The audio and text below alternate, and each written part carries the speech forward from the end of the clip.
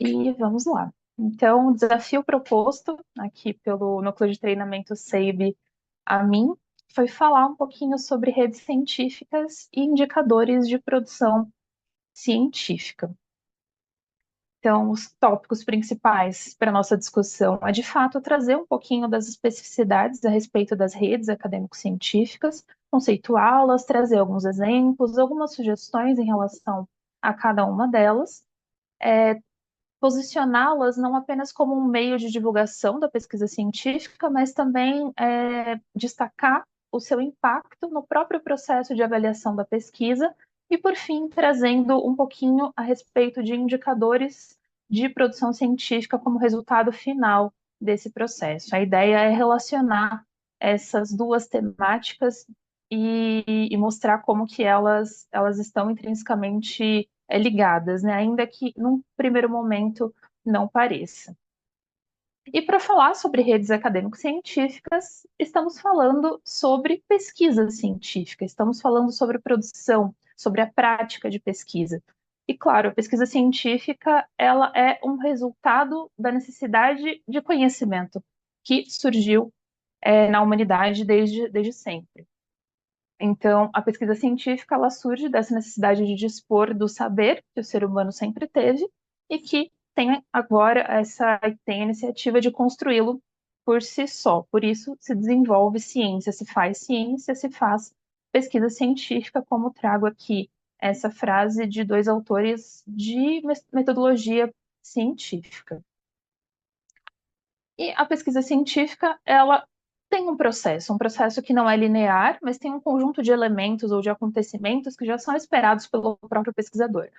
Isso leva, inclusive, o tema da série de treinamentos que estamos encerrando hoje, como a Regiane trouxe para nós no início dessa conversa, né? Desde a concepção até a divulgação. A pesquisa científica passa por esse processo, ali desde a concepção da ideia do projeto de pesquisa, a estruturação desse projeto, o desenvolvimento da pesquisa em si, a elaboração dela e sua finalização, e por a publicação, o tornar público os resultados de pesquisa que foram desenvolvidos e fazer com que esses resultados de pesquisa sejam conhecidos por seus pares, pela comunidade acadêmico-científica, e possa ser utilizado para desenvolver outros conhecimentos, ou seja, outros pesquisadores que possam utilizar esse conhecimento produzido para desenvolver novos, ou seja, não partir do zero. Esse é o significado, esse é o verdadeiro sentido ali da colaboração científica, né? Um pesquisador, um par seu, um especialista da sua própria área já desenvolveu a pesquisa até certo ponto, e você tem a oportunidade de conhecer aquela pesquisa e poder desenvolvê-la daquele ponto em diante. E, claro, não obstante do processo de pesquisa, está a avaliação como atividade intrínseca ao próprio processo de pesquisa, que é avaliar tanto a produção, o pesquisador, ou até as próprias instituições que mantêm essa, essas unidades de pesquisa, essas iniciativas de pesquisa. Para começarmos a falar um pouquinho sobre redes acadêmico-científicas, estamos centrados aqui nesse ponto sobre disseminação, que é a questão da divulgação ou do tornar conhecida a produção pela comunidade acadêmico-científica. Porque além dessa produção, dessa publicação, se tornar conhecida por meio da indexação por fontes de informação, por bases de dados, há também o que o próprio pesquisador possa fazer de forma ativa para divulgar a sua pesquisa ou registrá-la, de forma que seja e se torne visível por outras pessoas. Então, as redes acadêmico-científicas ou as academic social networks, como vocês podem ver aqui, que é tratado por esse conjunto de autores, nessa segunda que eu trago aqui no slide para vocês, as redes sociais acadêmicas ou redes acadêmicas, elas são ferramentas que permitem a divulgação dos produtos de pesquisa, entre elas as próprias publicações, os artigos, né, os papers, e essas redes utilizam o ambiente digital como meio para amplificar esse alcance. para tornar essas publicações conhecidas e facilmente acessadas por conta da própria característica do ambiente digital. Aqui eu já faço um primeiro disclaimer sobre o uso do termo redes acadêmico-científicas aqui ao longo da nossa conversa, que nessa discussão eu estou usando o termo redes acadêmico-científicas como ferramentas ou plataformas de registro e divulgação da pesquisa científica em si. Entretanto, esse termo, redes acadêmico-científicas, ele também pode ser conhecido ou utilizado por pessoas no sentido de, ou utilizada para designar redes de pesquisadores que colaboram entre si sobre uma determinada temática. E, ou seja, muitas pessoas ou a comunidade pode utilizar esse termo para se referir a grandes grupos de pesquisa, aqueles conhecidos, que inclusive são autores, né? Podem ser autores nominalmente de produções de artigos científicos. Temos muitos grupos de pesquisa atrelados a áreas específicas, grupos chamados, inclusive, grupos coalizão, que reúnem uma série de pesquisadores de diferentes instituições. Então, isso também é conhecido como redes, redes acadêmico-científicas, e de fato, partindo do princípio de que redes temos uma conexão de pessoas, né? Mas só esclarecendo, aqui eu estou usando o termo de redes acadêmico-científicas como plataformas, como locais de registro e de interação visando o registro da produção científica, da pesquisa científica em si. E quando falamos então dessas redes, nós podemos dividir o uso, né, dessas redes acadêmico-científicas em dois blocos. Eles não são autoexcludentes, mas são duas formas diferentes de enxergar o uso dessas redes acadêmico-científicas. Primeira forma de uso, o primeiro bloco de usos, diz respeito ao próprio nome redes. Quando pensamos em redes, como falei há pouco, falamos ou pensamos nessa interação, nessa troca entre pessoas. Então, essas redes, elas podem propiciar esse contato direto entre pesquisadores, entre pares. E, obviamente, com este contato entre pesquisadores, é possível a identificação de possíveis colaborações, seja pela temática da instituição, pela origem da instituição, por exemplo, entre universidades, entre hospitais, entre instituições de saúde, então, tanto pela tipologia da instituição, quanto pela temática de trabalho, ou até especialidade médica, por exemplo, considerando aqui o nosso contexto de saúde. Além de também a divulgação, o uso, né, para divulgação e marketing do perfil acadêmico profissional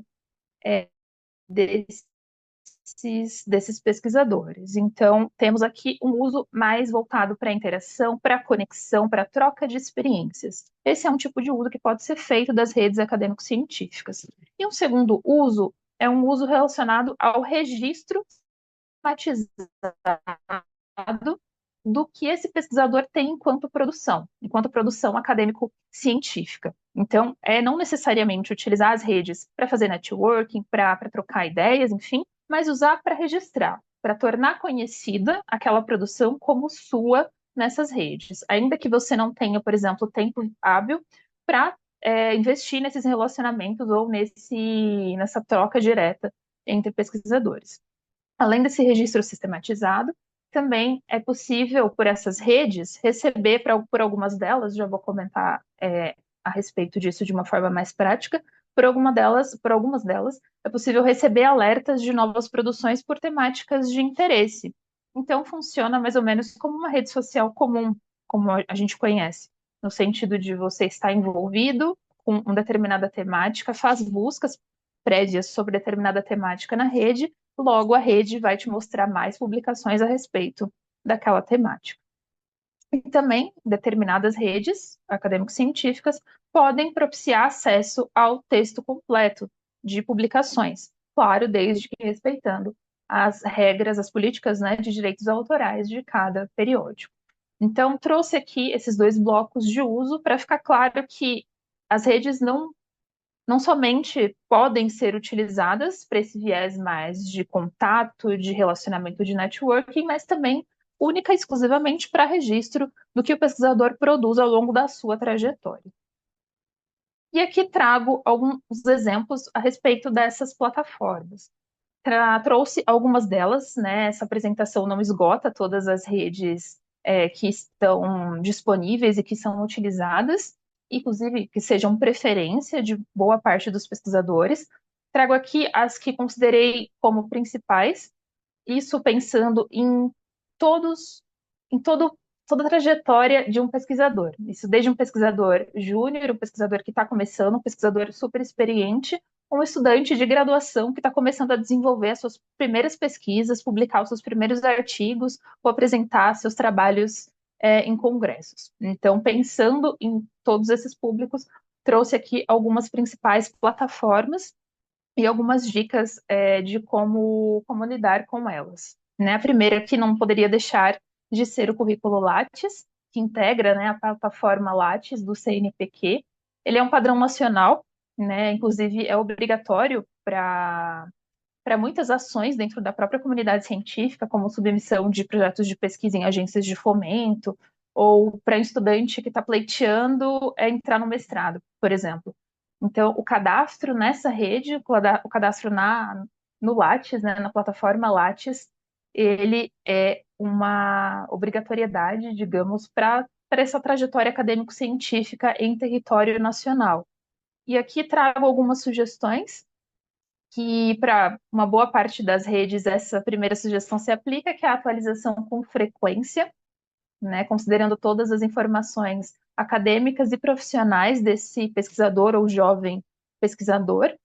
E aqui eu faço um destaque de que não tem importância de que, por exemplo, se for um estudante de graduação, nossa, eu tenho apenas um trabalho apresentado em um evento, preciso criar um Lattes, só vai ter um único item, não tem problema, crie seu Lattes. Esse é o primeiro passo para registrar toda a sua trajetória profissional, acadêmico e científica. E fica um destaque aqui também, um ponto de atenção relacionado ao currículo Lattes, que é no momento de cadastro ou de preenchimento, né, das suas informações, atenção, porque são campos de texto aberto, né, campos de texto livre.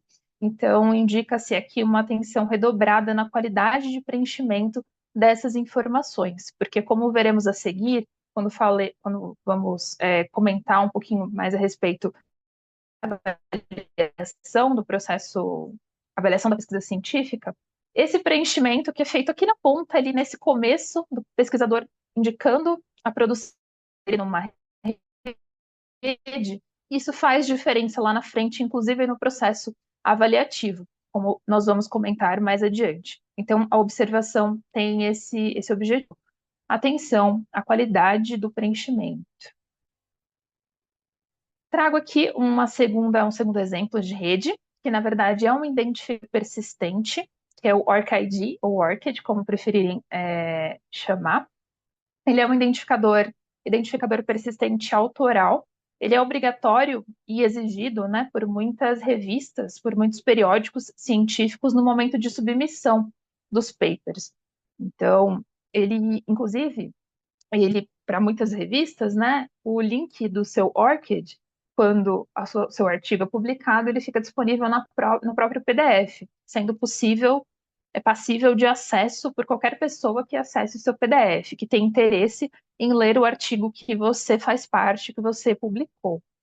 Então, o ORCID, mais do que um número, mais do que um identificador, embora tenha nascido com esse propósito, né, com essa missão, ele também tem a característica de um currículo, de um perfil de pesquisador.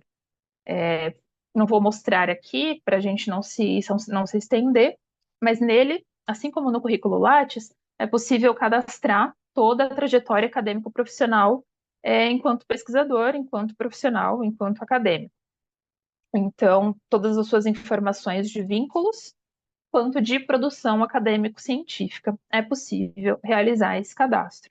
E algo que é diferente no ORCID em relação ao Lattes, por exemplo, embora tenham ali propostas distintas, a intenção não é comparar, mas trazer elementos diferentes, que o ORCID possui a opção de interoperabilidade entre sistemas. Então, é possível, por exemplo, interoperar ou alterar possibilitar essa interoperabilidade entre o seu ORCID e a Crossref, que é a mantenedora que gera os registros as publicações com o Digital Object Identifier, com o DOI. Então, fica aqui também aproveitando o gancho na minha sugestão, que tem aqui um pouco mais abaixo na minha apresentação, que além de ter o cuidado de preencher corretamente o perfil no ORCID e colocar todas as suas informações, seja de vínculos ou de produção acadêmico-científica, é fundamental que o pesquisador se preocupe em autorizar que essas fontes, como a própria Crossref, possam interoperar com o seu registro, de modo que, ao longo do tempo, conforme o pesquisador for publicando outros papers que tenham DOI, por exemplo, eles são automaticamente inseridos no registro ORCID do pesquisador. Então, isso facilita ali a rotina em termos de, nossa, eu vou ter que atualizar toda vez que eu publicar um artigo novo, vou ter que entrar no meu ORCID e atualizar. Não, se preocupe em, nessa primeira vez, ou nessa manutenção periódica do seu perfil, garantir que essa interoperabilidade esteja autorizada, para que você tenha menos trabalho futuramente, o seu perfil esteja o mais completo possível. E claro, as orientações a respeito de como fazer, né, de como providenciar essa interoperabilidade, vocês podem procurar, aqui no nosso caso, a nossa biblioteca ou a biblioteca da instituição de vocês, que com certeza eles podem orientar a respeito de como fazer esse processo da melhor forma possível. Não obstante, temos também o Google Acadêmico, né, essa plataforma que, pela natureza, né, por ser o Google, costuma ser muito conhecida e muito, inclusive muito pedida, inclusive em processos avaliativos, seu perfil, o perfil do pesquisador no Google Acadêmico ou Google Scholar. É um perfil facilmente recuperável, né, pelo buscador do Google Acadêmico. O Google Acadêmico, ele não tem a característica, por exemplo, do ORCID, de identificador persistente, nem o do LATES, de registrar toda a sua trajetória acadêmico-científica. O Google Acadêmico, ele registra apenas as publicações acadêmico-científicas e fornece um conjunto de indicadores básicos, como, por exemplo, o total de citações por cada um dos artigos, o índice H e o índice I, que é o índice próprio ali do Google Acadêmico. E possibilita também uma atualização automática do perfil. Então, uma vez criado o perfil no Google Acadêmico, existem configurações que podem ser feitas, fica a cargo, a critério do usuário, né, a critério do pesquisador, autorizar a atualização automática, de forma que novos artigos que o Google entenda, que o Google Acadêmico entenda que são seus, eles já podem ser incluídos automaticamente no seu perfil. Ao mesmo tempo em que isso é um facilitador, considerando o tempo escasso do pesquisador para realizar esse tipo de manutenção, fica aqui o meu disclaimer também no sentido de tomar cuidado ou de analisar esse tipo de atualização, ou pelo menos se julgar como pertinente, de autorizar as atualizações automáticas, que tenha o cuidado de periodicamente verificar o Google está atualizando no seu perfil, para saber se são artigos seus mesmos ou são artigos de, porventura, pesquisadores homônimos, que tenham um nome igual ou muitíssimo parecido ao seu. Então, fica aqui a minha sugestão de analisar se, porventura, vocês optarem pela atualização automática e também entender, é fundamental que o pesquisador tenha em mente que o conjunto de publicações e logo o conjunto de citações que são fornecidas ou ficam disponíveis e visíveis pelo Google Acadêmico de suas publicações, eles consideram o universo de indexação da própria plataforma do Google Acadêmico. Então, digo isso porque os indicadores fornecidos, ou o número de citações, o índice H, ou a lista de publicações no perfil do pesquisador no Google Acadêmico costuma ser superior ao perfil desse pesquisador, por exemplo, em bases de dados de acesso restrito, vamos dizer assim, porque essas bases de dados têm um conjunto menor ou um leque menor de indexação em relação à plataforma do Google Acadêmico.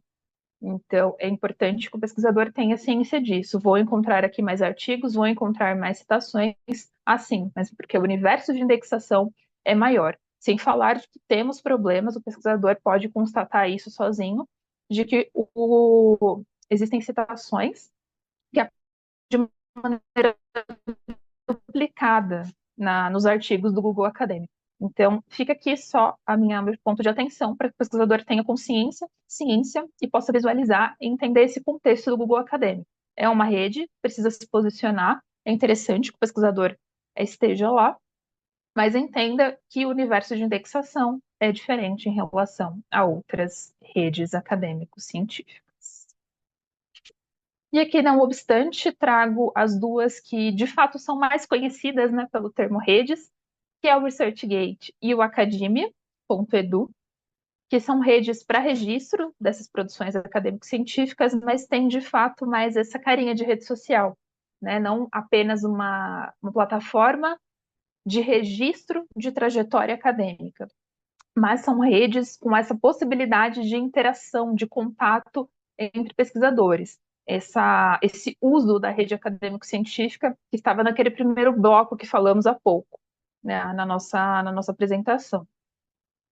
Então, essas redes têm essa característica, é possível ali colocar sua trajetória, suas publicações, trocar informações, trocar mensagens com outros pesquisadores e receber alertas sempre que tiver ali uma nova publicação, seja por um autor que você segue nessas redes, ou porque são temáticas que você já pesquisou antes e elas vão aparecer ali no seu feed, na sua página principal.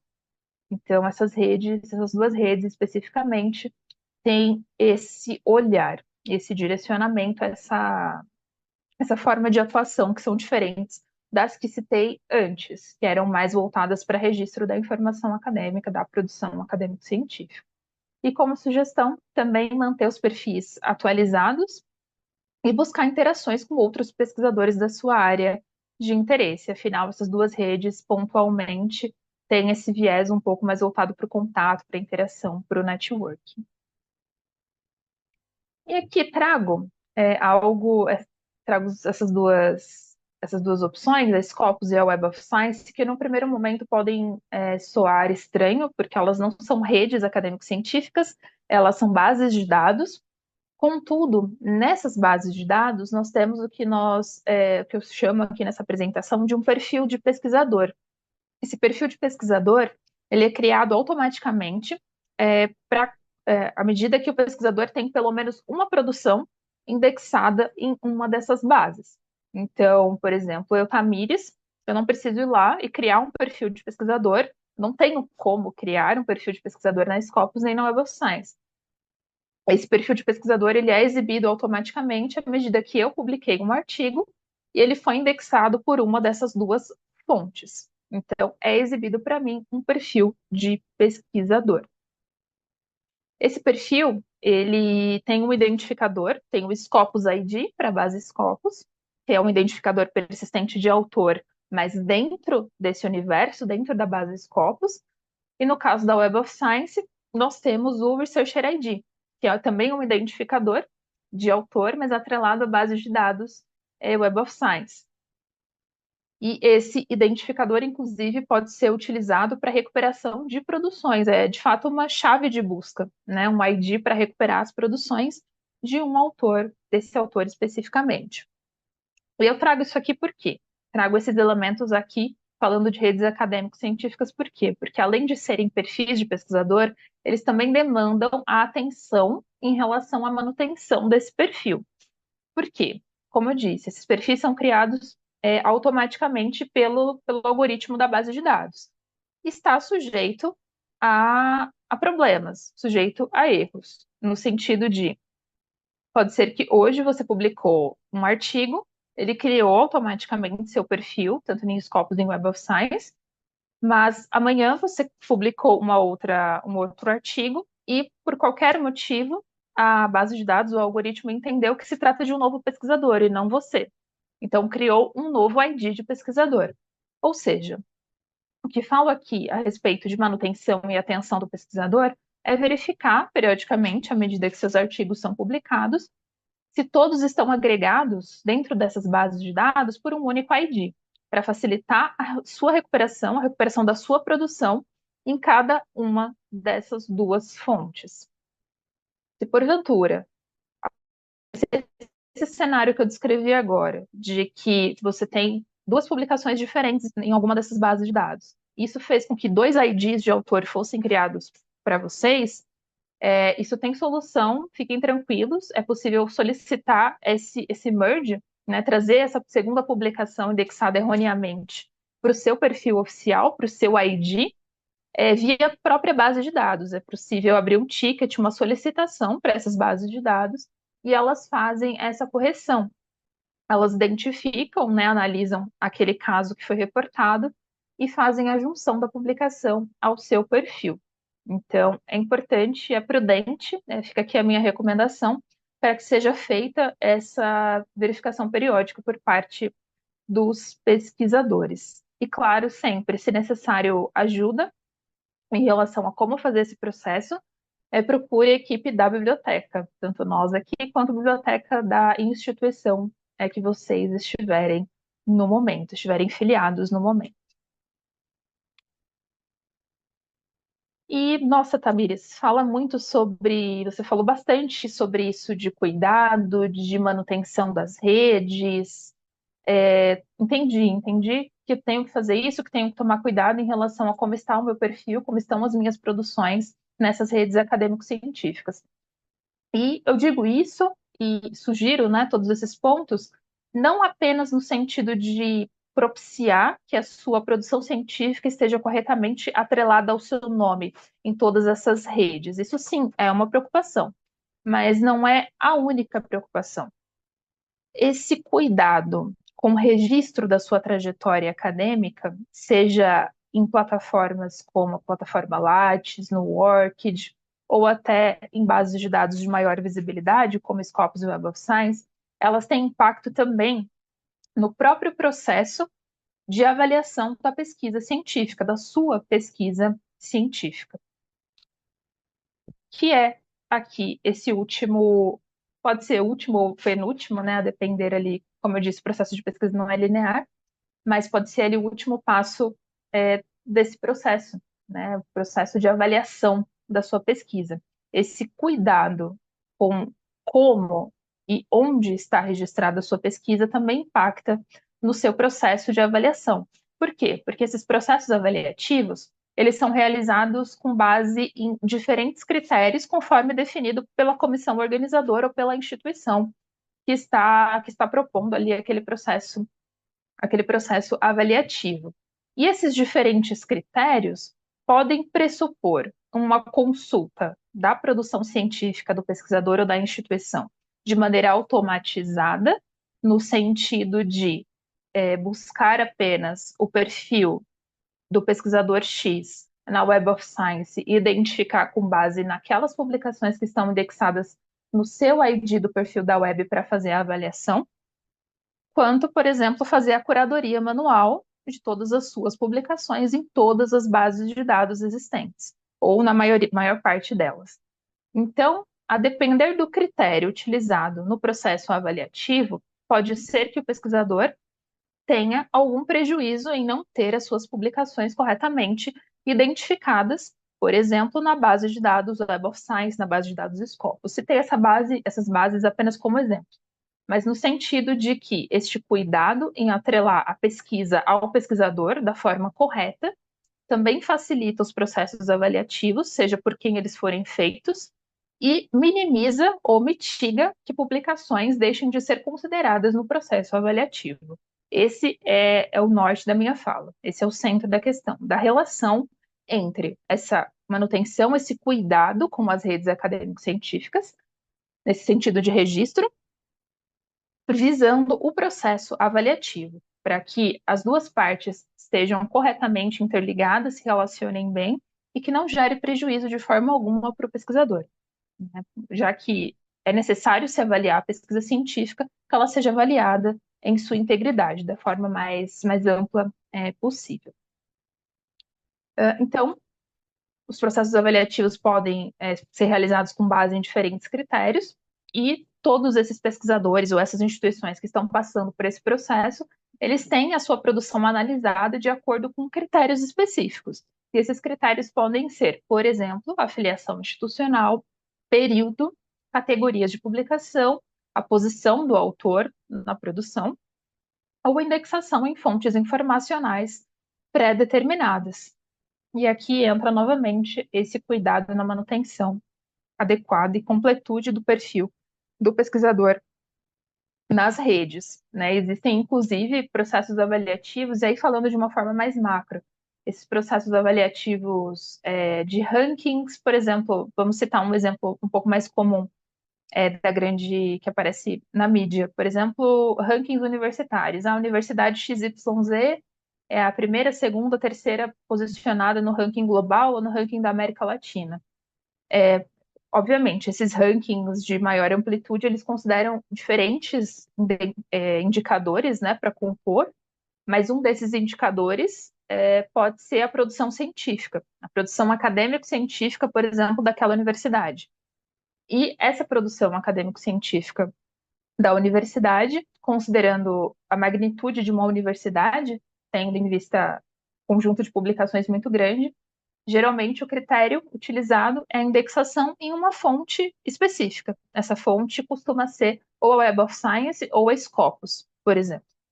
Então, de novo, trago isso aqui como exemplo para reforçar que existem critérios nos processos avaliativos e eles podem pré-determinar uma amostra, um conjunto de produções com base na indexação em uma fonte informacional específica. Então, esse é o sentido desse meu último tópico aqui, nesse slide. E, além de garantir, né, essa manutenção do seu perfil, do perfil de pesquisador nessas redes acadêmico-científicas, é prudente que o pesquisador ele se atente a alguns pontos que começam muito antes da rede acadêmico-científica.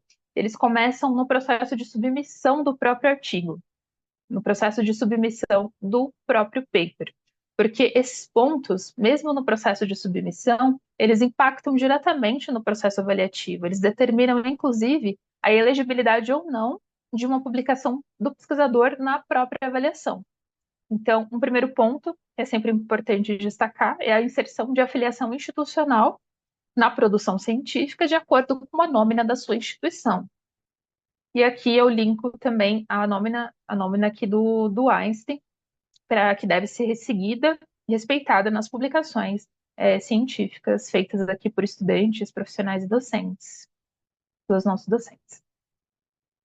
Outro ponto é a atenção na forma adotada do nome do pesquisador nas produções, e, se possível, desde o princípio da vida acadêmica científica, manter um padrão para facilitar a sua correta identificação, facilitando, inclusive, o trabalho lá dos algoritmos que eu comentei ali nos identificadores ali de Scopus e Web of Science, por exemplo, a indexarem mais facilmente e corretamente a sua produção ao seu perfil correto, porque a variação de nomenclatura já é prevista, já é uma ou duas, por exemplo.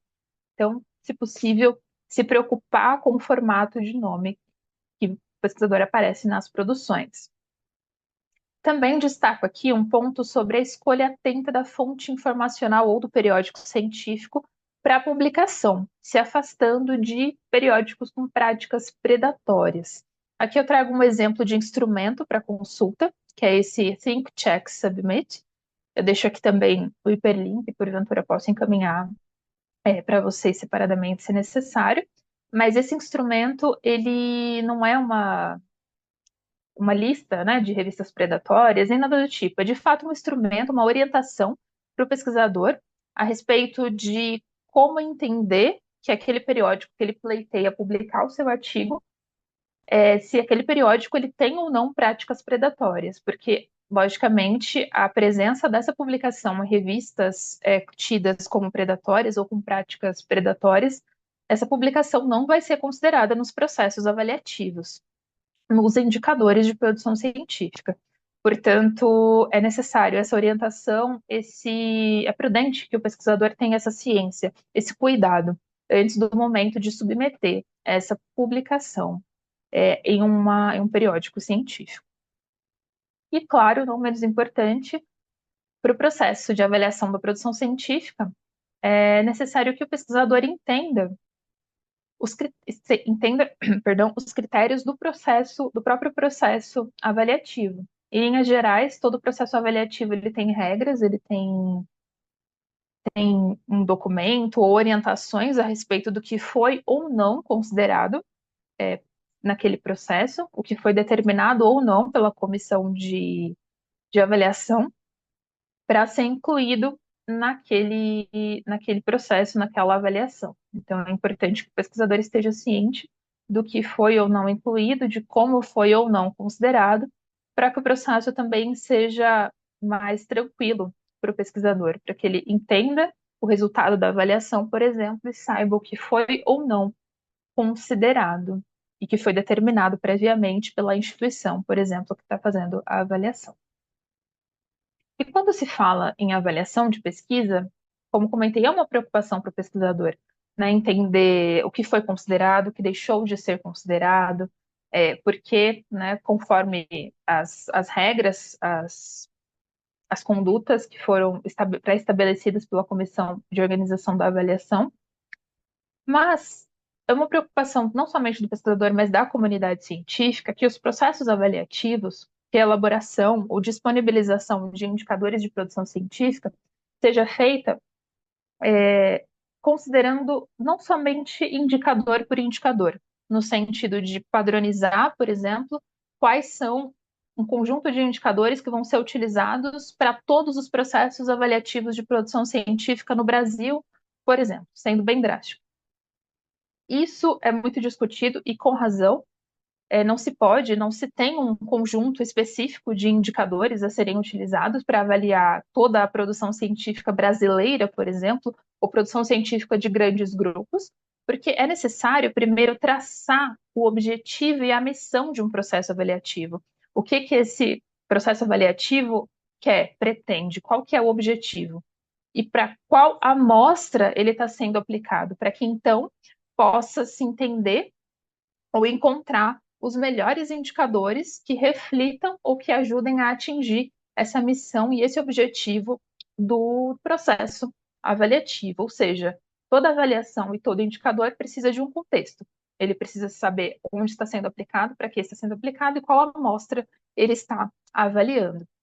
Por isso, trago aqui essa frase do Gingras em uma obra a respeito do uso responsável de indicadores na avaliação da pesquisa.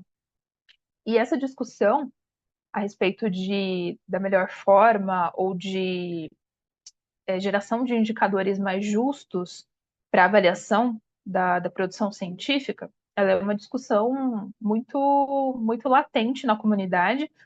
Tivemos aí ao longo do tempo diferentes discussões a respeito, tivemos ali a publicação em 2015 do Manifesto de Leiden pelas métricas de pesquisa, trago aqui um exemplo. A gente tem a preocupação da DORA, da Declaração de São Francisco, por práticas de pesquisa, de avaliação de pesquisa mais justas, mais igualitárias, e práticas responsáveis, de fato, né? Não usar indicadores à torto e à direito para absolutamente qualquer tipo de avaliação sem contexto. Todo indicador precisa ter um contexto para ser aplicado.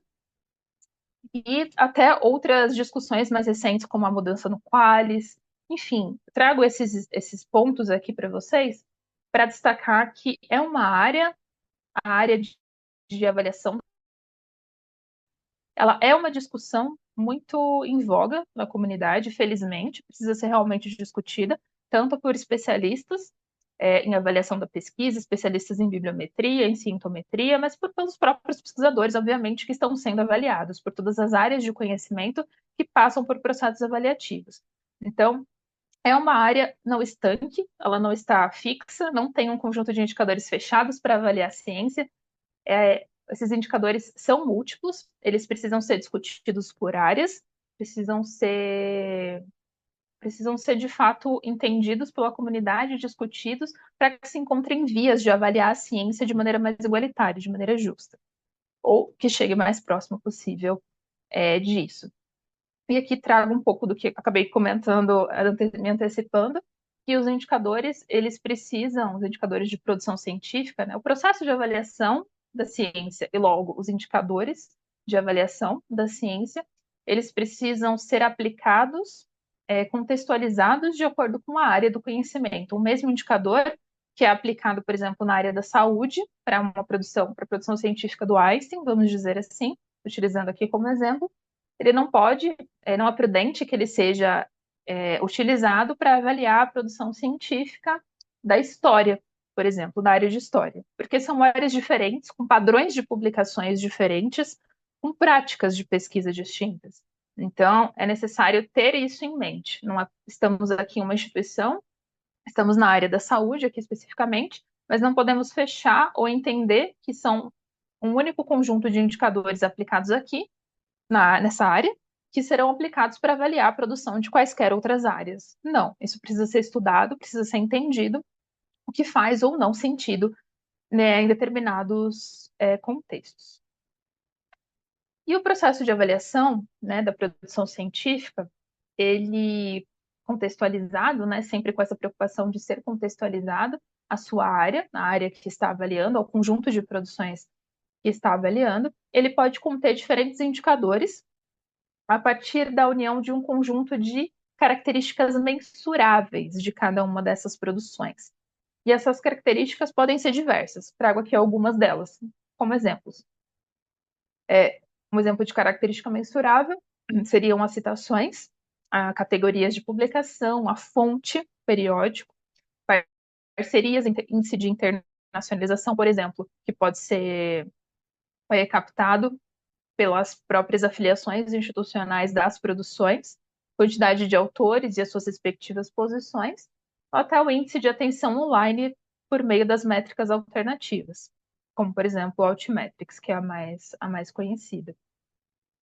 Então, cada uma dessas características e muitas outras que não estão aqui sendo mencionadas, elas são características mensuráveis, são informações que podem ser encontradas na própria publicação ou nos metadados delas e que podem ser utilizadas em seus respectivos contextos para gerar indicadores que respondam a perguntas, a objetivos e à missão da avaliação que está sendo aplicada no momento. Por exemplo, como vimos há pouco. E claro, cada uma dessas características mensuráveis tem os seus pormenores. Ali nas citações, eu destaquei entre parênteses múltiplas fontes. Citações, qual fonte dessas citações, enquanto elemento sendo avaliado. Citações, eu tenho citações no Google Scholar, tenho citações na Web of Science, tenho citações na Scopus. Quais dessas fontes? Né? Então, cada uma dessas características, elas podem ser utilizadas como base para construir indicadores, mas essas características também têm as suas particularidades. No caso das citações, qual a fonte? Só para ilustrar a cada uma do leque de especificidades que podemos ter no processo avaliativo. Nunca é um indicador, uma característica. É necessário entender exatamente do que se trata, do que está sendo considerado para compor aquele indicador que está sendo utilizado como métrica de avaliação do pesquisador ou da instituição, por exemplo. Trago aqui também que indicadores eles podem ser construídos com base em uma ou mais dessas características mensuráveis, como, por exemplo, o H-index e o M-quociente. Eles são indicadores que são construídos com base em duas informações, que é o índice de publicações e o índice de citações, duas das características mensuráveis de um conjunto de produções de um pesquisador ou de uma instituição, por exemplo. Trago aqui um pouquinho mais a respeito do H-index. Ele é muito popular, né? Um indicador muito popular por ser um indicador simples, de fácil entendimento, apresenta um método simples e objetivo de cálculo, foi criado em 2005 por esse pesquisador George Hirsch, que apresento aqui o nome a título de curiosidade somente para vocês. Ele é um indicador que visa medir a produtividade e o impacto da produção, tanto de pesquisadores quanto de grupos de pesquisa. A sua metodologia, né, de cálculo, ela é relativamente simples, basta se ter ali a lista de publicações do pesquisador ou do grupo e a quantidade de citações daquelas produções, tendo em vista que as citações podem ter diferentes origens, né? Diferentes fontes, mas precisa ter esse conjunto de citações. E o objetivo do H-index é identificar ou verificar quantas publicações que receberam pelo menos o mesmo número de citações.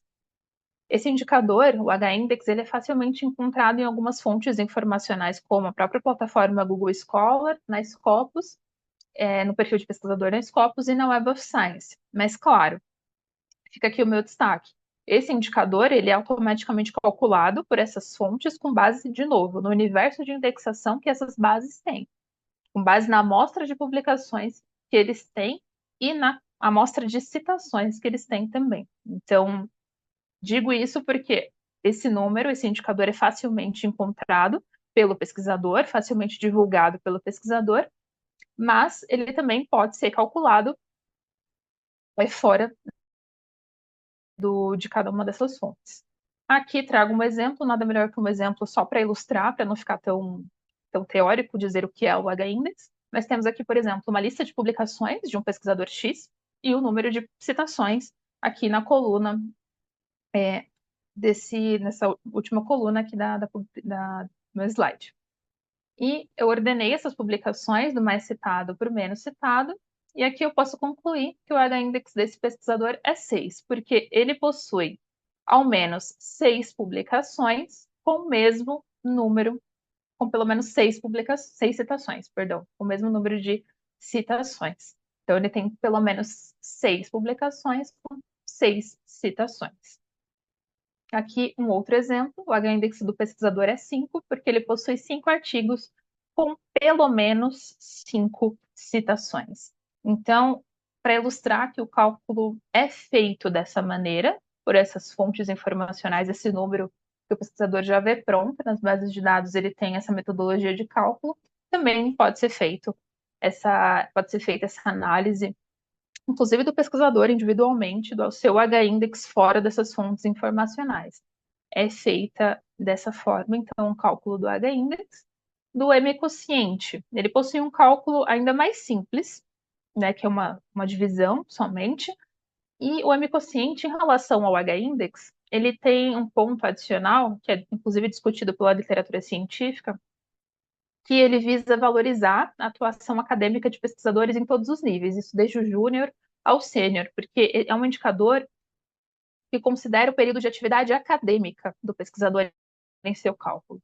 Então, temos aqui a fórmula de cálculo. O M-quociente, ele é o H-index, o H por Y, onde H é o H-index do pesquisador e Y é o período de atividade do pesquisador, ou seja, o número de anos desde a publicação do primeiro paper do pesquisador. Então, se o primeiro paper desse pesquisador aconteceu em 2000, então o Y aqui da minha fórmula será 24, que é o período desde o número de anos desde a publicação do primeiro artigo.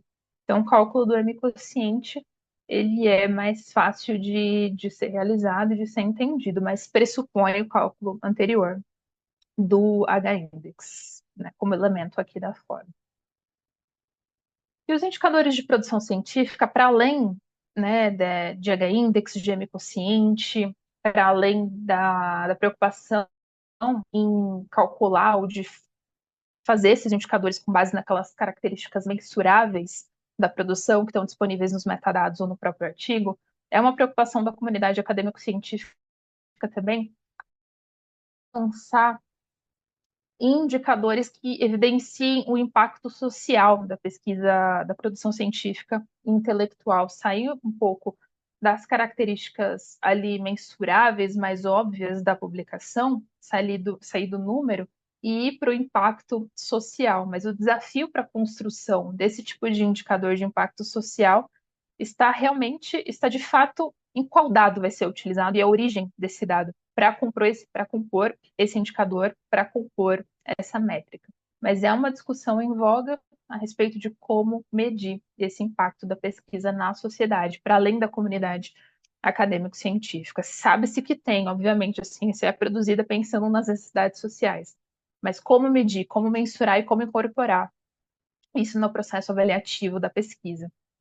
E se discute muito também, trago aqui também, reflito, né, trago essa reflexão para vocês a respeito de discussões sobre se a melhor alternativa, uma alternativa minimamente aceitável para a avaliação da pesquisa científica, seria uma espécie de construção de portfólio de indicadores dentro dos universos de análise, ou seja, portfólio de indicadores de pesquisador ou de instituições, um conjunto de indicadores prontos para cada uma dessas amostras e que esse conjunto de indicadores pudesse ser utilizado conforme o objetivo da avaliação que está sendo aplicada no momento. A avaliação com o objetivo de verificar a produtividade. A avaliação com o objetivo de identificar o impacto social da pesquisa de determinada instituição na sociedade, por exemplo. Enfim, entender faz parte da reflexão da comunidade acadêmico-científica, desde os pesquisadores da área até pesquisador em cada uma das suas micro-áreas, refletir a respeito disso, a respeito dessa composição, da importância de entender e compor o melhor conjunto de para avaliar a ciência e avaliar sempre com objetivo, avaliar, não avaliar por avaliar, avaliar com objetivo, com uma missão, avaliar com o intuito de melhorar, de progredir, de trazer mais impacto, enfim, é preciso ter sempre isso em mente. E finalizo aqui com uma frase do Meadows, que é um autor, é uma referência um pouco antiga, mas é um autor especialista em comunicação científica, e trago essa reflexão, essa última reflexão, a respeito de em que medida a alta produtividade corresponde à alta qualidade de publicações científicas. Será que, por exemplo, uma forma de avaliar a qualidade da pesquisa consiste em avaliar o nível de interesse de outros por ela, isso na comunidade científica e fora dela? Fica aqui a minha provocação final para vocês. Trago aqui as referências que foram utilizadas na apresentação e agradeço pela oportunidade. Espero que traga para vocês mais dúvidas e mais reflexões do que certezas. O objetivo é realmente esse, né? Entender como funciona esse processo de avaliação e quão é importante questionarmos, né? Mas agradeço. Obrigada.